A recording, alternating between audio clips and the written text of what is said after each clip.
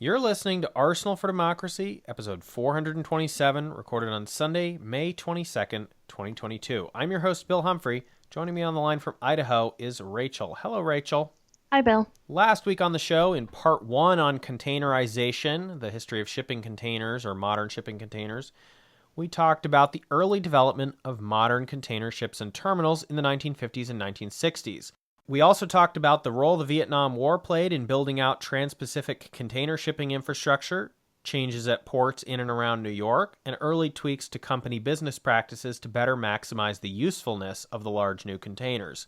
With all these critical pieces in place, we can continue now to part two, covering the remaining chapters of the 2006 book, The Box, How the Shipping Container Made the World Smaller and the World Economy Bigger by Mark Levinson. As we examine this week the transformation of shipping on the West Coast, the consolidation of the industry during the oil crises of the 1970s, and the total revolution in business supply chains and international trade resulting from container shipping. So we got all of our vegetables out of the way last week and really understood some of the fundamentals of how this got going. Now it's time to talk about the incredible changes, probably mostly for the worse on balance for humanity, but we do need to talk about it and understand it. And so we will start with Rachel talking about chapter 10 of the book, covering other port upgrades or downgrades, as the case may be, that were beyond New York, which we mostly focused on when we talked about specific port changes last time. So Rachel, where on the U.S. coastlines do we start if we're not talking about New York in terms of container ports? Yeah, so the major port at this time, before containerization, is San Francisco. However, San Francisco had similar geographic problems, kind of the geographic shape, it's kind of on a peninsula, as New York City. And so Oakland is providing the analog to Newark. So there's really kind of an echo on the West Coast of what was happening on the East Coast. Also, officials in San Francisco thought container shipping was just a passing fad, so they ignored shipping powerhouse Matson's request for a container terminal. We talked about Matson last week. The Oakland Port Commission seized the opportunity to take over container shipping for the Bay Area, and they really invested in upgrading the port and deepening the harbor to permit large container ships. And so thus, Oakland became a terminal for Sealand. Once they got that kind of prize jewel, they were a major player on the West Coast for container shipping. Along with Matson. Along with Matson. So they had the two big players go shipping to Oakland. And so therefore they really eclipsed San Francisco. Another major battle that was kind of happening at the same time was Los Angeles and Long Beach. They were kind of in a war, basically. Both ports spent money on construction to update the ports for container ship traffic, but Long Beach had an advantage that Los Angeles did not. They pumped oil from beneath the harbor, which actually caused the harbor floor to subside and docks to collapse. And then once the cleanup was complete, the harbor floor was deeper than Los Angeles's, which made it more amenable to container ships. And also, Long Beach was in a better financial position because they had oil revenues. So they could invest those oil revenues into port upgrades.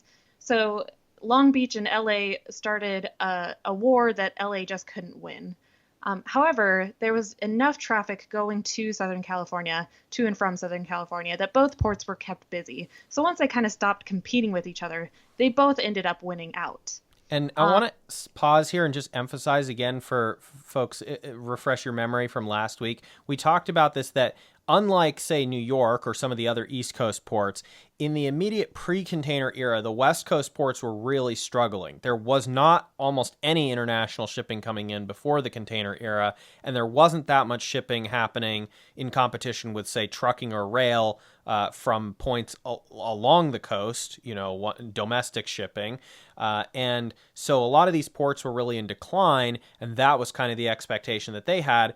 All of a sudden, they're finding that because of this new Vietnam War related trade and then the associated trade around those new shipping lanes coming from places like the Philippines or, for manufacturing purposes, Japan and South Korea and so forth, all of a sudden these ports go from being these dead-end backwaters that are, in this case of Long Beach, literally collapsing into the sea, to suddenly being these giant hubs that are really booming. And that brings us to the next one that also becomes a huge winner out of containerization, unlike a lot of the other ports that get totally destroyed around the world because of containerization. Yeah. So on the north of the West Coast, Seattle was a port that did a lot of traffic to Alaska. And so they took advantage of having that already existing infrastructure. And they also realized by 1966 that if industrial production became big in East Asia and could be shipped to the US, then it would make Seattle prosperous, but wouldn't do much damage to local industrial manufacturing because there just wasn't much there to begin with, and there was not a big population at that time. And also, we'll talk more about offshoring and outsourcing later, which is also a piece of the puzzle, especially once shipping from East Asia to the US became a big thing. Also on the West Coast was Portland, but they turned out to be kind of a loser in this competition. They just didn't have the resources to build a container port to compete with Seattle, and the economic results were devastating. Whereas Seattle saw a huge explosion in shipping traffic, Portland just kind of stagnated. And they were just such not a player in the maritime shipping industry, that soon they were actually receiving Japanese goods by truck from Seattle because that was cheaper than directly by ship from Yokohama. So they just kind of lost out completely. Mentioning the East Coast briefly, Port Newark Elizabeth continued to grow, but very few other ports, basically just Baltimore, and then with some reluctance Philadelphia, actually made investments in container infrastructure at all, usually because they felt they had enough break bulk revenue coming in, and they didn't realize until it was too late that break bulk was on the way out, or because of ongoing labor disputes. Boston made a half-hearted attempt that failed for the labor reason. It was cheap for the container ship companies to load or unload in New Jersey and connect to all the other East Coast cities by truck to or from Newark. And that did not require capital investments or labor negotiations in every one of those port cities. On the Gulf Coast, pretty much only Houston became a container port, and that was entirely because Sealand had made early investments there on their own initiative. Malcolm McLean was kind of propping up the entire Gulf Coast thing at that, like he chose Houston and later Charleston, South Carolina, to become the major container ports because Sealand decided to expand operations there and the state poured in money to expand capacity. So Sealand poured all their money and invested in Houston and Charleston in that southeast area, and so they really were able to choose the winners. And virtually all of the U.S. East and Gulf Coast seaports from the pre-container era died as a result of containerization, apart from those already discussed. So how were these winners kind of chosen? Small towns were often better positioned to convert to container shipping ports or even to establish ports for the first time ever because they had large undeveloped areas of waterfront that could be dredged and filled to create deep water channels, extensive docks for the new cranes, and rail and road terminals free of congestion. In some cases, they also were completely union-free. Now, this phenomenon of traditional ports atrophying while new ports that embraced the container exploded was repeated all over the world, but that's kind of outside the scope of what we're discussing on this episode. So Chapter 11 is about the sort of boom and bust cycles in the industry. This is obviously something that we've talked a lot about in the context of the Second Industrial Revolution, especially with things like railroads, but we've also talked about oil companies and so forth. So unsurprisingly, after this sort of expansion, experimentation period that we talked a lot about last week, you finally get to a point where the industry is going to need to consolidate. So we're going to talk about that now. The billions of dollars in capital investments required to get into the container business and retrofit existing ships or order new ones compelled many of the existing non-American companies to merge or form consortium agreements to pool resources to enter the field. That's something that was the approach outside of the United States to this and remains a factor today. We'll talk about that later. The American companies, by contrast, tended to already have sufficient resources and access to private or public financing at the levels required, but very notably, they also tended not to be legacy companies in shipping and navigation, but rather well-resourced conglomerate holding companies interested in diversifying operations or companies that entered from another transportation field with big money, non-bank private investors behind them or on their boards as major shareholders. In either of these cases, very few of the people involved cared about industry traditions or customs, and they just wanted to maximize profits. Matson, obviously, is one we talked about last week. That's kind of the exception because they were a very long-standing navigation company. But for the most part, you get the examples of McLean coming out of the trucking industry to establish what becomes Sealand and so forth. And then Sealand itself turns around and gets sold. I alluded to this last week, but we need to talk about that more specifically now because it's so illustrative of this tendency of non-ship line companies to jump into this industry in this period of consolidation with, let's just charitably say, mixed success. Sealand sold itself in 1969. This was sort of the height of their Vietnam shipping to tobacco company R.J. Reynolds. R.J. Reynolds simultaneously faced a declining customer base as anti-smoking efforts were about to take off finally, and they still had enormous cash reserves and cash income for the moment, with not much idea of what to do with it. So they decided to diversify into unrelated industries, basically form a holding company. They also really did not want to pay tax on all that money they had, and Sealand was loaded to the hilt with debt from its early investments and experiments, as well as its rapid expansion, which made it a good tax dodge to acquire. R.J. Reynolds bought Sealand for over $500 million in combination of cash and its own shares. They also announced a further $435 million in purchases of a new ship design, although some of these were later resold in 1980 to the U.S. Navy. And effectively, this brought the total acquisition to slightly under $1 billion in 1969 money. Later in 1969, they earmarked another $1.2 billion, albeit spread over a 20-year agreement, to lease the entire fleet of one of Sealand's competitors. However, federal regulators would not consent to that, so that additional acquisition did not happen. The next year, however, Reynolds bought the American Independent Oil Company, basically for the sole purpose of supplying fuel internally to Sealand container ships without the market rate profit markups. R.J. Reynolds held Sealand from 1969 to 1984 before they unloaded it. Other companies and countries had different approaches, as I said. Some countries or some states or even cities, you could count on a lot of public investment to get this containerization process off the ground. In some places, it was really dependent on the companies and private financing to do that. Japan had very heavy government subsidies to Japanese shipyards to build new container ships for these new Japanese shipping companies. Very little money had to be put down in advance, and the financing terms to cover the rest were extremely generous. This gets to a point that we talked about at the end of the Vietnam section last time, is that not only did you now start having container terminals built by American companies in places like Vietnam, the Philippines, Okinawa, and South Korea, but you also had Japan building their own container ports, going to places like Oakland in the 60s, studying how these container ports worked and what the potential advantages were, and then, as we mentioned at the very end of that Vietnam section last time, actually starting to export domestically produced Japanese goods, high-end goods like televisions, in competition with American manufactured goods made in the USA, and sending those via these ships to places like Seattle and Oakland. Singapore, Hong Kong, Taiwan, and South Korea built container ports over the course of the late 1960s and early 1970s.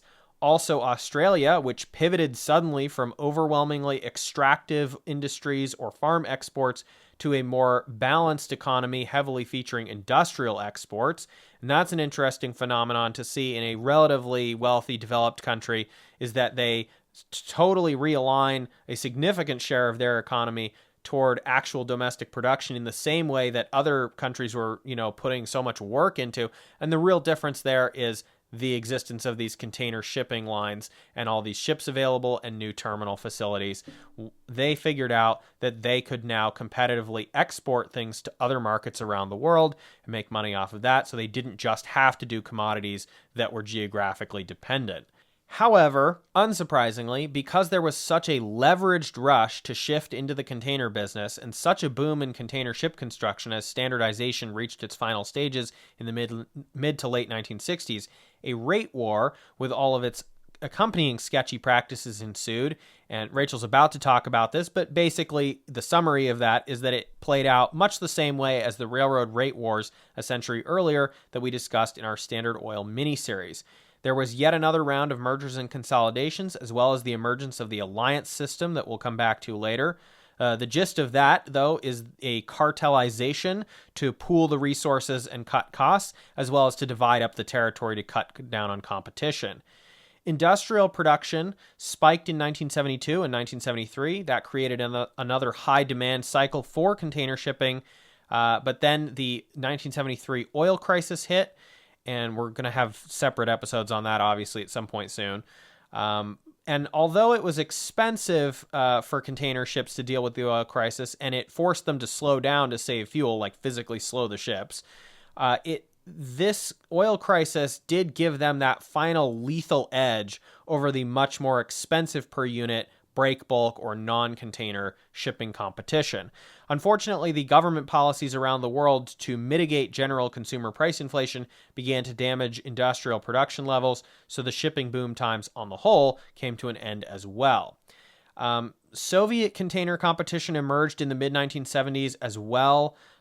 There is one mention, I think, in the entire book of this. I really would have wanted to know a lot more about that, and that's one area that's sort of weak in the book. I was thinking about this a lot, which is like, you could imagine potentially, did this affect the decline and fall of the Soviet-led communist bloc? Did it not have an effect? Maybe, it could have staved it off if it had been handled differently. I don't know, because it's not addressed in the book either way. And it's interesting to me to sort of imagine a Soviet Union and Warsaw Pact that goes on for longer than the end of the 1980s, and you have a fully containerized Soviet Union. What would that have looked like?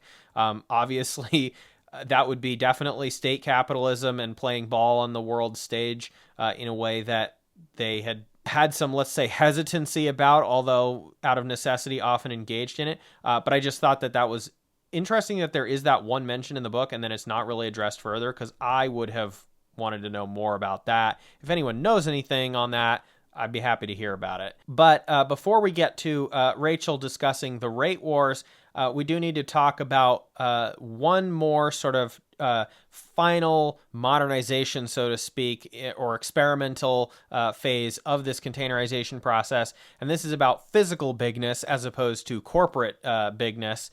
20-foot container boxes were being supplanted by 40-foot containers over the course of the 1970s, and the push was toward making the ships themselves larger to hold more containers or bigger containers.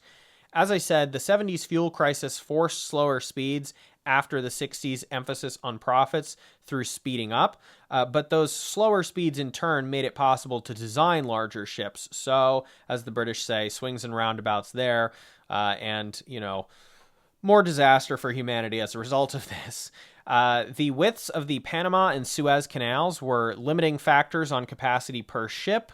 However, some companies began ordering ships that were simply too large to go through those canals, and the understanding was that they would just exclusively serve on dedicated routes either across the Atlantic or the Pacific or around South Africa or South America if need be. And that is something that still exists today, the super containers that can't go through those canals. These gigantic ships also required even more specialized and massive port and channel infrastructures on both ends, further limiting the route options and further consolidating port activity to fewer and fewer cities. And again, those places that were little rinky-dink towns, especially in developing nations where you could just kind of do whatever and build a whole new facility out of scratch in the middle of nowhere, those are the places that are going to benefit. Some of the ships that are still small enough to fit through both canals are used on one-way service around the entire world today. They continuously carry cargo, but they stop at, say, 5 regional hub ports along the way instead of just shuttling back and forth between 2 or 3 ports. This, of course, has its own logistical challenges and economic problems, but it is worth mentioning. In the 1980s, there was a wave of privatization or long-term leasing out of government-owned ports around the world.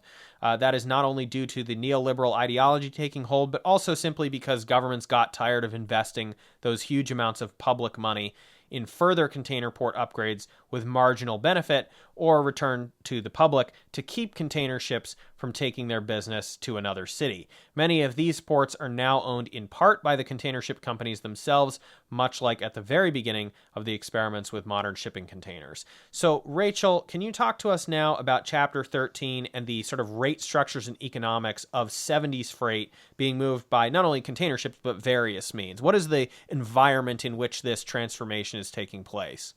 Yeah.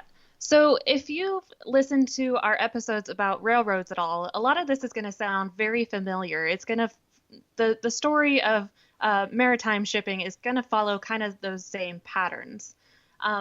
So to begin with, while the early days of containerization saved ship lines money due to the efficiency and reduced idle time at port, shipping customers saw very little of those savings pass to them. This is because shipping rates were still based on the old break bulk rates. If a container held mixed freight, each item was charged only slightly less than if it were being transported in a break bulk ship. And containers filled with a single product received slightly larger discounts, but it was still not great.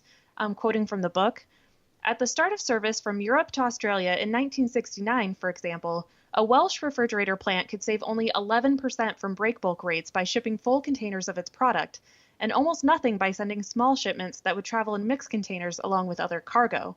Full refrigerated containers of Australian meat went to Britain at a fairly meager 8.65% discount from the break bulk rate. So at this time, the ship lines themselves had a lot of power over shippers. They really could demand rates, and customers basically had to pay them. There wasn't a lot of choice. You couldn't really shop around because the rates were fixed and regulated pretty highly. Further complicating matters were all the costs associated with upgrading ship lines' fleets, as well as the long-term leases for wharves, cranes, and marshalling yards. Also, a big problem was transporting empty containers back across transoceanic lines was a cost that didn't exist in the break bulk era, as well as the new cost of computer systems to keep track of containers and prepare loading plans for ships. However, as Bill mentioned, there was a big explosion in ship manufacturing, container manufacturing. So kind of echoing the railroads, there was a huge supply, which kind of drove the demand down. So it was harder and harder to fill those ships up, fill the containers up, just because there was a huge glut of ships and containers at the time. So a lack of freight did lead to lower shipping rates in the early 1970s, as ship lines struggled to drum up business to keep their ships filled with enough containers to break even. I think it said about 75% of the containers had to be filled in a ship to reach that break-even point. Then the oil crisis struck, and the previously low freight costs skyrocketed. As Bill mentioned, the second-generation container ships of the 1970s were designed to move fast, and they guzzled fuel. And by 1974, fuel prices reached 50% of the total cost of running a ship. So the liner shipping conferences, so as I mentioned, the ship lines came together and really set the shipping rates. So these shipping conferences responded by raising rates, adding fuel surcharges, and currency adjustment surcharges to customers' bills. And they kind of repeatedly raised surcharges as fuel costs rose and the value of the dollar fell. And so in response, importers and exporters drastically reduced long-distance trade in manufactured goods.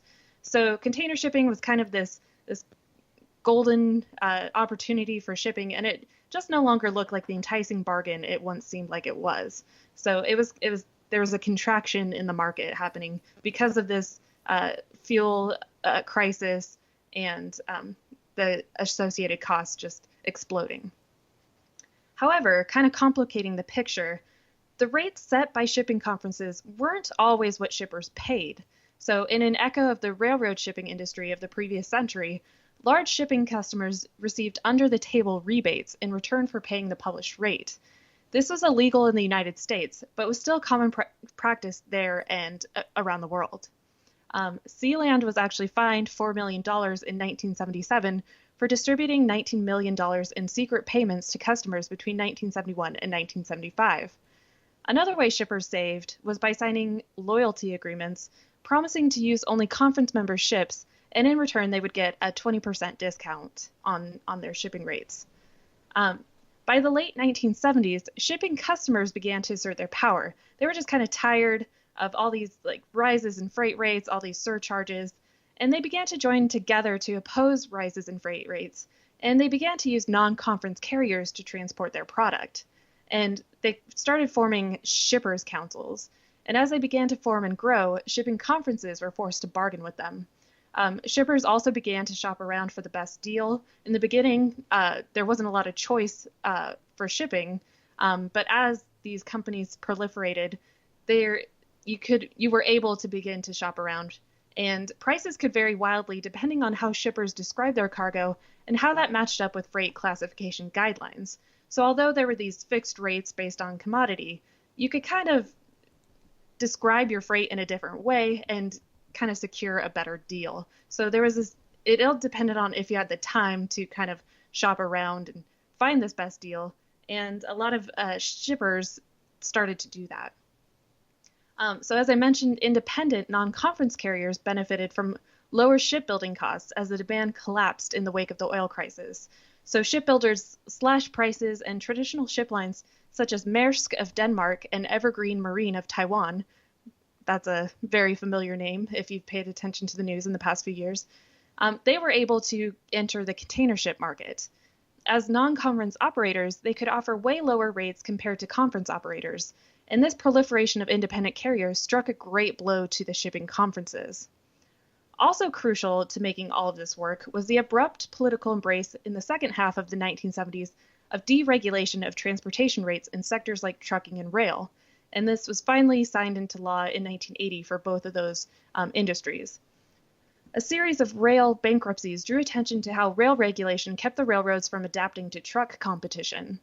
In 1975, President Gerald Ford proposed eliminating much of the ICC's authority over interstate trucking, and in 1976, Congress started easing regulation of railroads.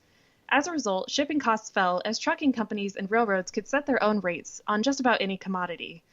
Railroads also finally embraced the container, designing rail cars that allowed for transporting double-stacked containers. And this became an advantage as trucks and rail cars that used to return empty could now get cargo for backhauls. So finally designing rail cars that could transport these containers became a more attractive prospect than they had been previously. And as these companies could set their own rates, the biggest customers received huge discounts for their high volume of product. So it really was advantageous for these large shippers. They could drastically shut down their shipping, drastically cut their shipping costs and get some really good rates on rail, truck, and then finally, they also won a victory in maritime shipping.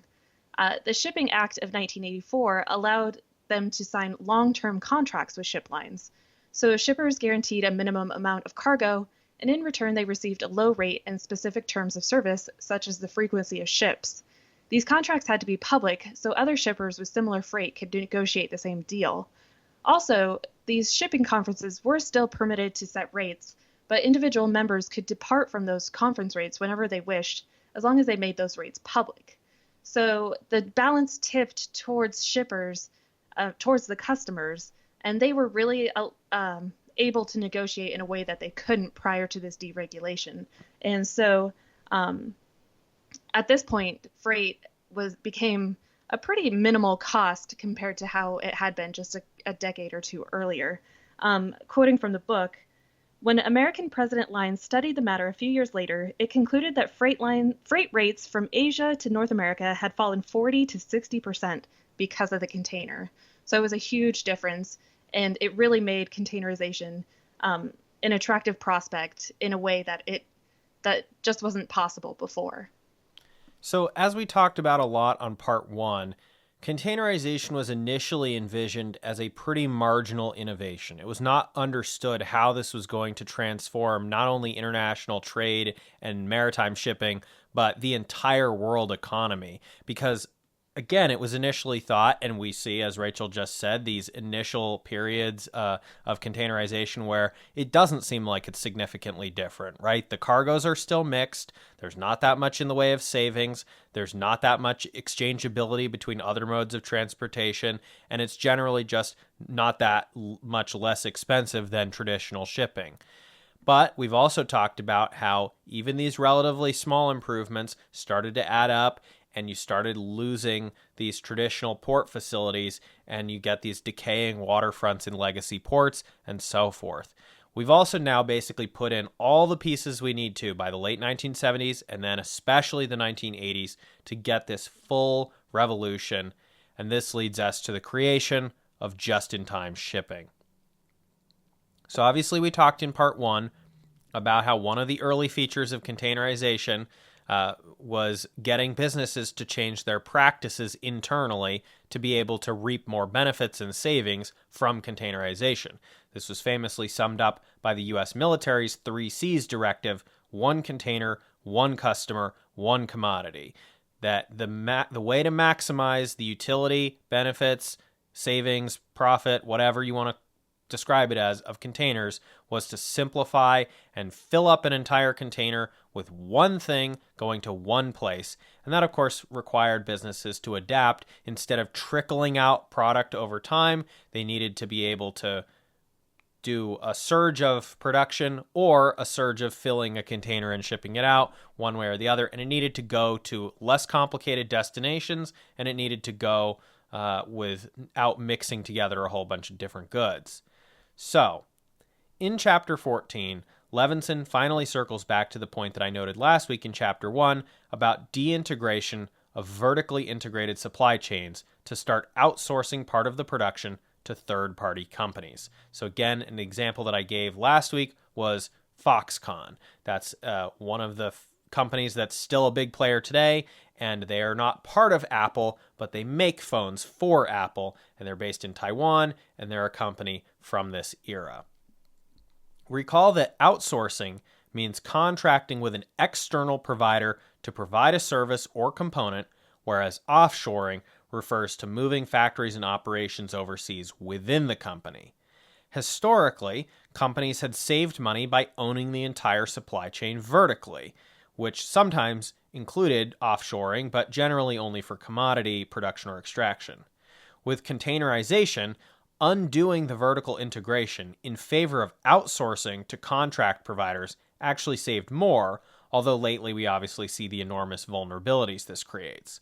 Nevertheless, this new market for outsourced overseas production allowed companies to become extreme specialists, and that resulted in savings, instead of one company trying to do everything.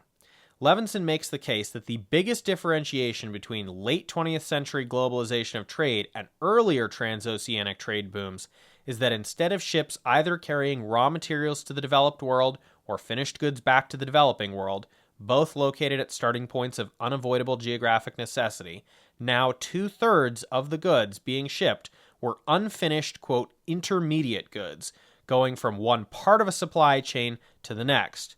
To demonstrate this extreme specialization of production, Levinson uses the example of Barbie dolls, where the molds and plastic dies are shipped from two countries to one country, where dyed plastic is extruded into the molds and the synthetic hair is made in a fourth country and the clothes are sewn in a fifth country, and so on, which means a bunch of international container shipments of unfinished Barbies before the final assembled product is shipped to someplace like the US and then fanned out across the country to retailers.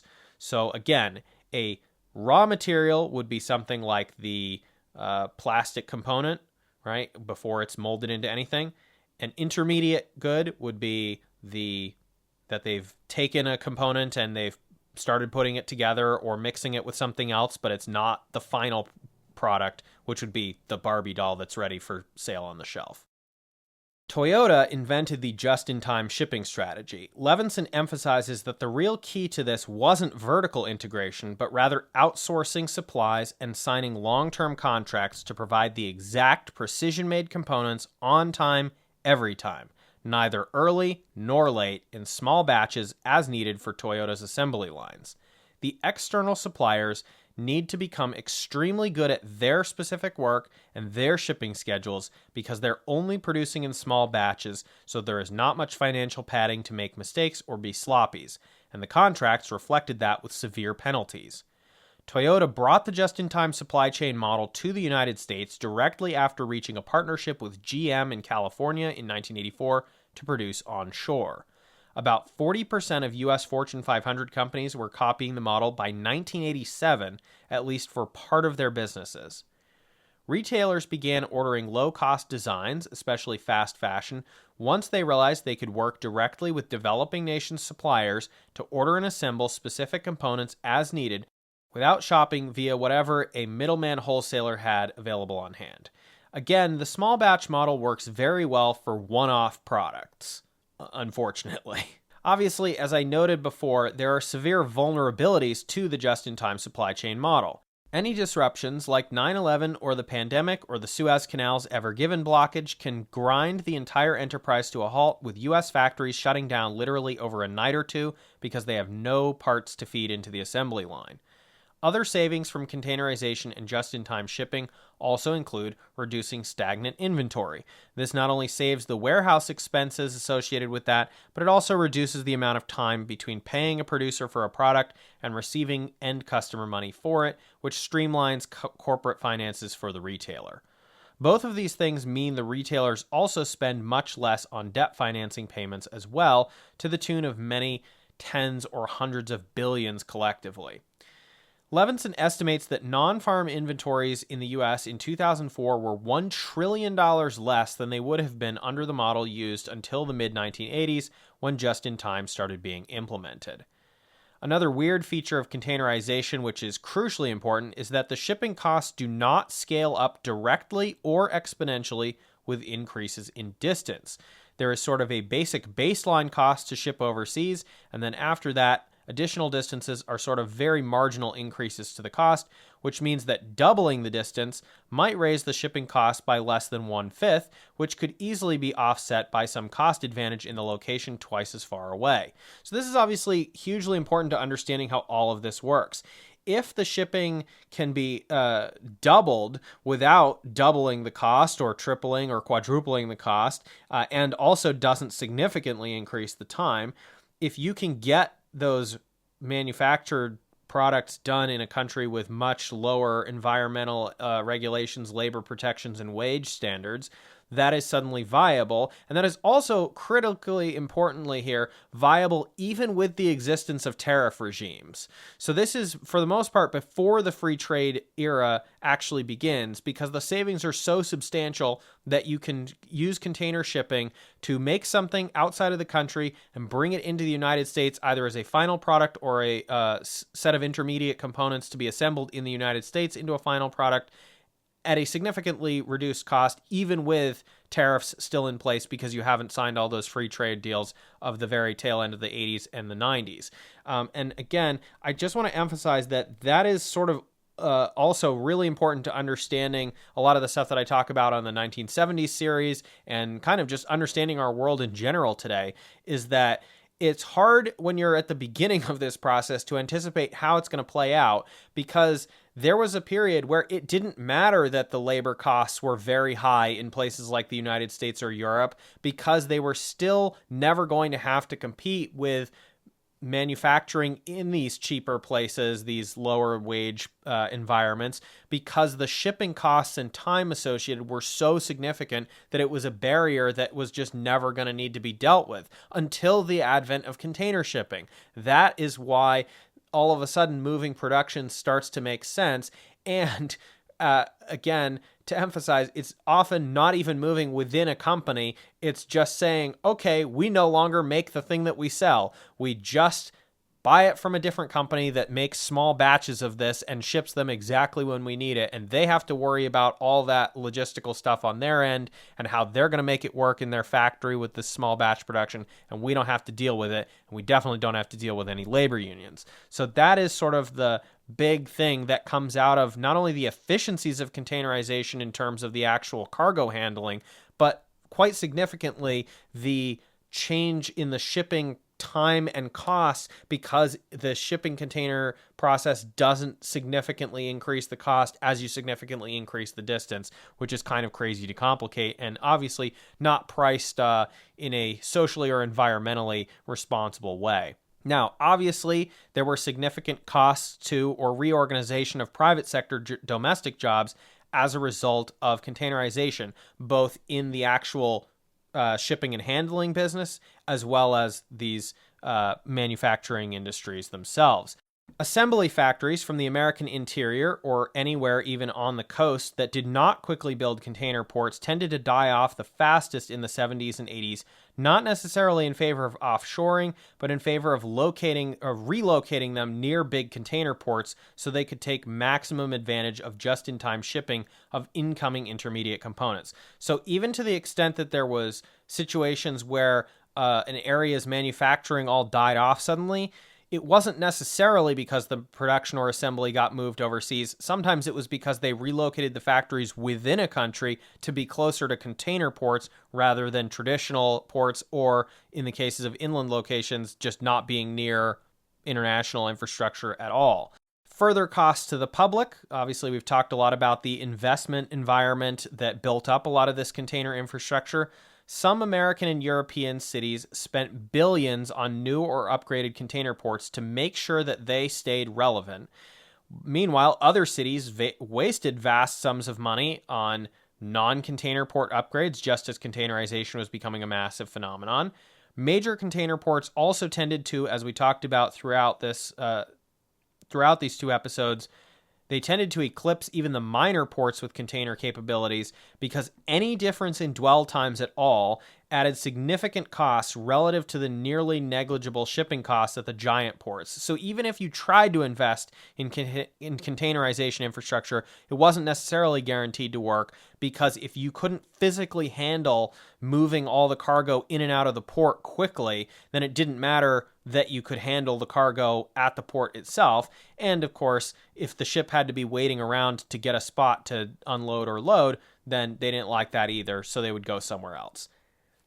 There are also international inequalities of the container era, not only the obvious ones that I've just been talking about in terms of things like labor cost disparities and so forth, but interestingly enough, although we've talked at great length about all these different countries, especially places in the Western Pacific and Southeast Asia, East Asia, and so forth, they get built up significantly, but not everyone does. And that's an interesting point that needs to be noted as well.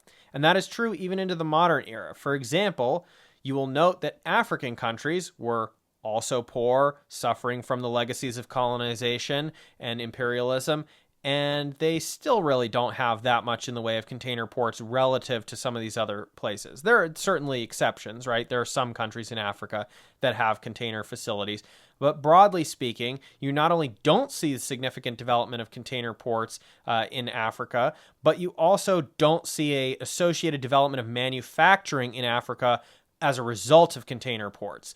And that's a critically important point as well. We look at places like, let's say, Malaysia or Hong Kong, or even we mentioned Australia, pivoting their economy from being extractive and farm to actually having a domestic manufacturing sector that's exporting to other places in the world. That's happening because of containerization. However, that is not true in Africa. Generally, they did not build container ports at all, but also, this isn't mentioned in the book, but I think it's important to understand from my background knowledge, I think this is important to understand anyway, is that there's very little interior transportation infrastructure to support the internal delivery of containers to or from ports in Africa. So they have not experienced the boom in manufacturing that Asian nations have had with their big container ports, even though African countries obviously also have some of those quote-unquote advantages like low labor costs and lax regulation. Not saying this is a bad thing that Africa hasn't benefited from this. And again, certainly they're getting a lot of dumped goods. That's something that becomes a phenomenon in the 90s and early 2000s, is all the cast-off junk that isn't wanted in the US or Europe gets shipped to places like Africa for a sort of tertiary market. And that implies that there's at least some container traffic going in, but the development or redevelopment of a lot of these developing economies has not happened in Africa in the way that it has happened in mostly these Asian countries. I think there's also not as much in Latin America as well, but that was not something that was significantly addressed in the book. And of course, both Africa and Latin America remain significant exporters of commodities that are geographically based, and they have that extractive relationship, which, is its own challenge. Landlocked countries, for obvious reasons, have been hit quite hard by containerization. That has been an inequality in this process as well. And again, we've talked a lot about the inequalities between different seaports in competition with each other. And seaports don't just need the technological and spatial or depth capabilities to handle container traffic. They also need to maximize the goods being shipped in both directions. The ideal scenario, if you're in the business, is to be able to load and unload a ship simultaneously with goods. Places that are significantly net importers by volume of containers are annoying to shippers because they have to send back empty containers in the outbound direction. The companies compensate for this by charging more for the imports, which means that the cost of living goes up for those populations near that port with not much to export. And this is something we talked about in the early containerization period with places like Puerto Rico, right? Puerto Rico starts to become a more attractive shipping lane destination in both directions once there's actually traffic going in both directions. Similar story with Hawaii in the case of Matson, whereas Sealand was the one that was operating to Puerto Rico. And if you can build up the industry or exports in those countries and send back a full container, that's going to make a lot more financial sense for these companies involved in this. Levinson also kind of talks about how there was a phased development to containerization, and this can be essentially broken into before the 1990s, so that's any time period from 1956 until you get to the end of the 1980s. And that first wave of container ports around the world tended to be retrofits or upgrades of existing ports, which is something we've talked about at great length now at this point. But the second wave of container ports in the late 90s and early 2000s tended to be privately financed from scratch, sometimes with government assistance or incentives, and they were specifically intended to become huge hubs for container traffic. The bigger the port and the more infrastructure it has, the more traffic it attracts because it can handle cargo loading and unloading at higher and faster volumes, reducing costs per unit and dwell times. One thing we've also talked a lot about in going over this book is, and this is something Levinson talks about as well, is the legacy of what ended up being a pretty hard to predict or forecast transformation, not only of the industry narrowly, the maritime and navigation industry, but also sort of the global economy as a whole. Levinson argues that almost everyone, even those in favor of containerization, completely underestimated how much it would transform and reorganize the entire world economy and all kinds of local economies across the world. Even the ship lines initially thought it was just a marginal improvement that would shave off some time and money at existing ports by speeding things up and automating away some unionized longshoreman jobs. The railroad and trucking companies mostly tried to ignore the potential transformation for many years, not bothering to invest in intermodal cargo handling infrastructure and not really grasping how much money it could earn them. Even the hostile labor unions at the ports wildly miscalculated just how many jobs would be lost to port automation. Economists in the 1950s and 1960s completely failed to anticipate long-distance shipping and supply chain reorganizations, even as containers were being first developed, because it was, again, simply seen as a marginal innovation on existing shipping practices. The oceanic container ship companies themselves struggled for nearly 2 decades, that's from 1956 to about 1976, to figure out how to standardize the equipment and ship designs, as we talked about last week, and they incorrectly often didn't think super long distance routes would be very profitable or attractive to companies that did not initially have much reason to send cargo in either direction over those routes. Some of the early container ship companies went bust because they were either slightly too early or slightly uncompetitive versus their peers, and there was a declining interest in corporate loyalty to a particular shipping line if someone else could deliver faster and or cheaper. In fact, Levinson points out that some of the eventual titans of the container shipping industry, like Evergreen, Mediterranean, or Maersk, basically did not form until the late 1960s or early 1970s, which gave them a financial advantage of joining a more developed industry without having to waste money on non-standard equipment or other capital investments to get the industry up and running. That's a problem that Rachel covered in part 1. As a case in point, Maersk is now actually the parent company of Sealand, the pioneer company we've been talking so much about that developed the modern container shipping system in 1956 and which won those pivotal Vietnam War shipping contracts that unleashed the industry and outsourcing to the Asia Pacific region fully. As a side note, because the book is from 2006, I did look up some more recent stats on Wikipedia, not like exactly current, but more recent. And apparently, as of 2015, 16 of the ship lines controlled 95% of the global traffic by volume, and they are themselves united into 3 international cartels called alliances. I mentioned that earlier a little bit, but they work out vessel sharing agreements, cooperative agreements, and slot exchanges at ports that sort of just barely skirt certain countries' antitrust and anti-collusion laws. And I believe that this was actually reduced to an even smaller number of nominally separate companies since 2015 as well. And I pulled some of that from a news article that I found through Wikipedia, I think. And as one final note, obviously our mostly unstated but never forgotten criticism of containerization is the catastrophic environmental consequences. These include container waste after their lifespans are worn out, as well as diesel-related shipping and unloading emissions that pose vast environmental harms worldwide.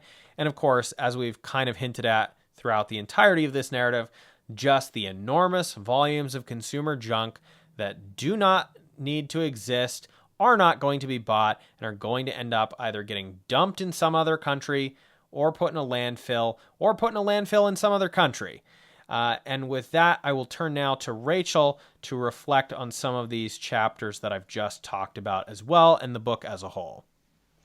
Well, I think this book really provides the key to a lot of to a concept that a lot of other books don't touch on. So, for example, I've read books about like fast fashion, and they just kind of skirt the outsourcing offshoring issue without really explaining how it became so feasible or economically viable. And it really is because of the shipping container. So I think this kind of slots a whole bunch of other things into place for me.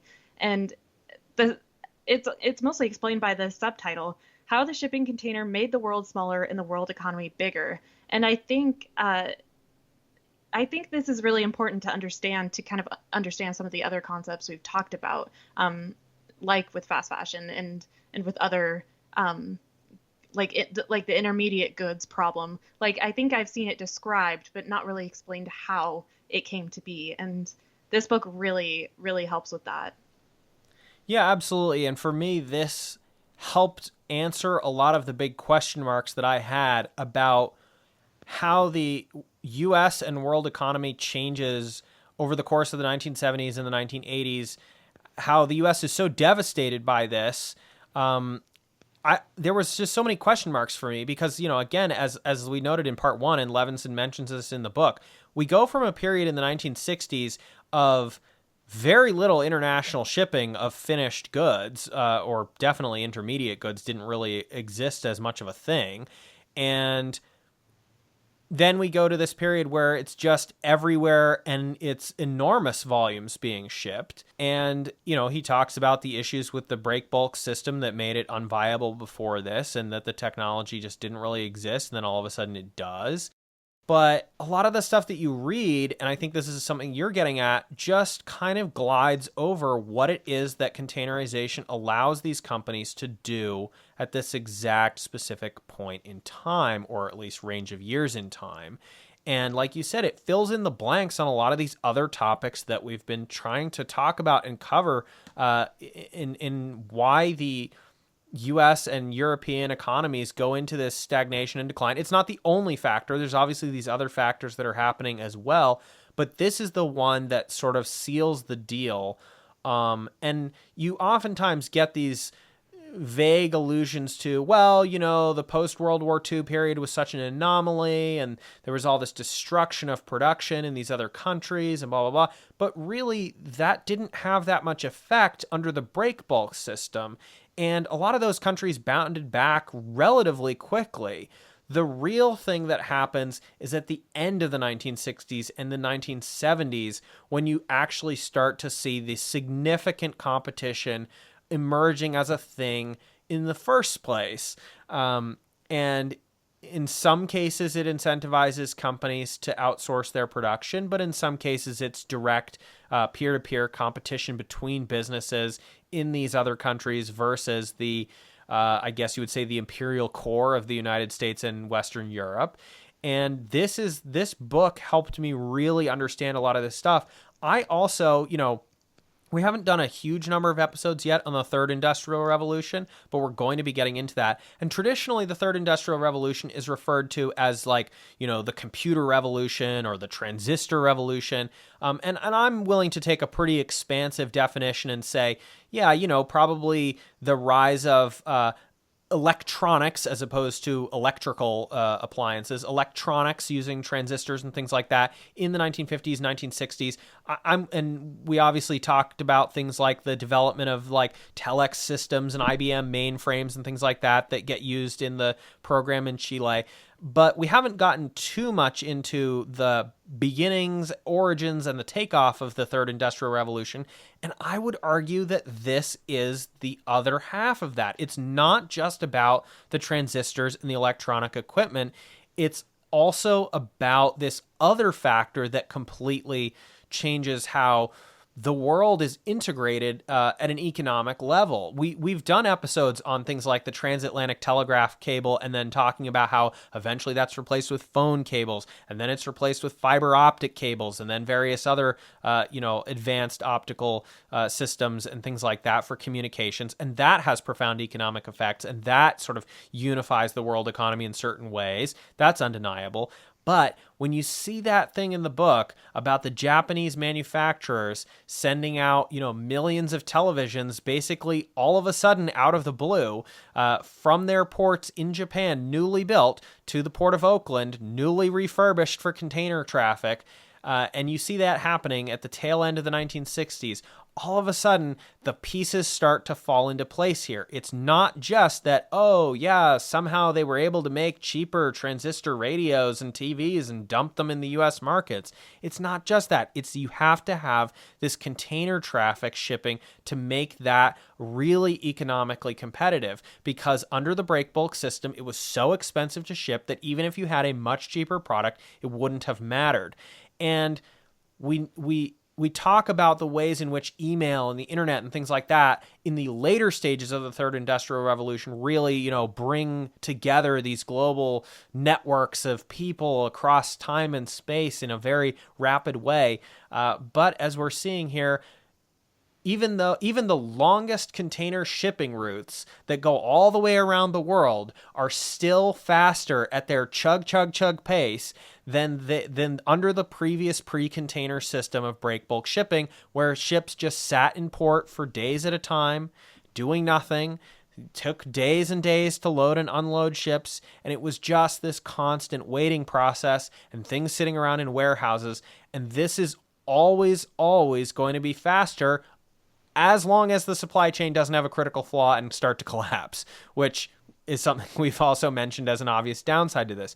But to my mind, the third industrial revolution kicks off in the 1950s, not just with the transistors and the early rise of a quote-unquote electronics technology, but also the 1956 Ideal X container ship from McLean, which later became Sealand, and everything that we've talked about that follows out of that. This, to me, slots in a lot of the pieces of the puzzle and starts to make the 1970s in particular make a lot more sense. There's obviously things, as I said, that are bigger than this and that were happening anyway, but this is the thing that sort of locks in the direction that things are going to go by the end of the 1970s and into the 1980s. That's what makes the 1970s after the fact in hindsight, is containerization. And I think it explains more than half of that story. Yeah, absolutely. I agree wholeheartedly.